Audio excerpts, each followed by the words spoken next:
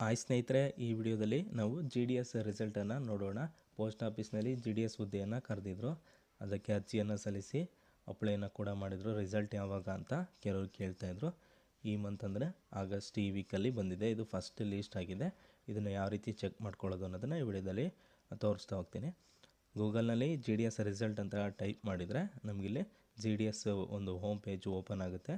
ಆ home page ಮೇಲೆ click ಮಾಡಿ ಇಲ್ಲಿ ಲೆಫ್ಟ್ ಸೈಡ್ ಕಾರ್ನರಲ್ಲಿ ನಮಗೆ GDS online engagement schedule July 2024 short listed candidate ಅಂತ ಇರುತ್ತೆ.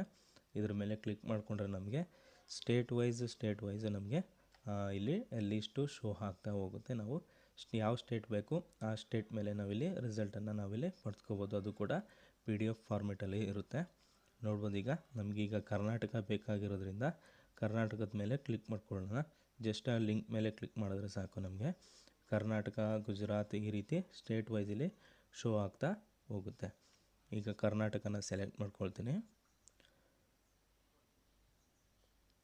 ನೋಡಿ, ಈಗ list of shortlisted candidates ಅಂತ ಬರುತ್ತೆ. ಜಸ್ಟ್ PDF ಫಾರ್ಮೆಟಲ್ಲಿರುತ್ತೆ. ನೋಡ್ಬೋದು, ಎಲ್ಲ ಡಿಸ್ಟಿಕ್ದು ಆಯಾ ಡಿಸ್ಟಿಕ್ದು ಇಲ್ಲಿ ಲೀಸ್ಟನ್ನು ಕೊಟ್ಟಿದ್ದಾರೆ.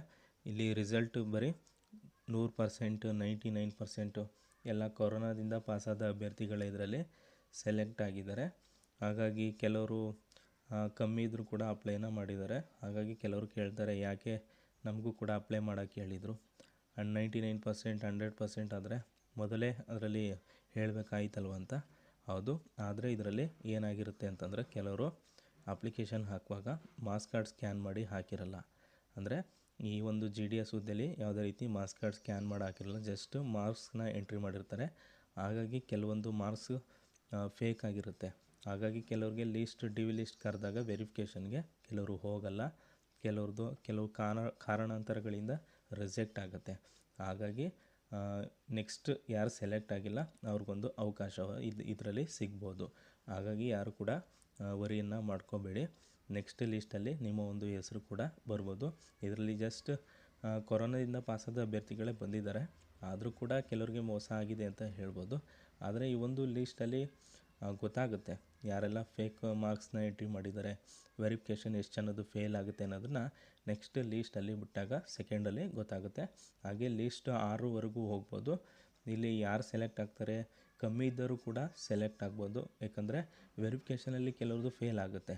ಹಾಗಾಗಿ ಕಮ್ಮಿ ಇದ್ದರೂ ಕೂಡ ಇದರಲ್ಲಿ ಸೆಲೆಕ್ಟ್ ಆಗುವ ಚಾನ್ಸಸ್ ಕೂಡ ಇರುತ್ತೆ.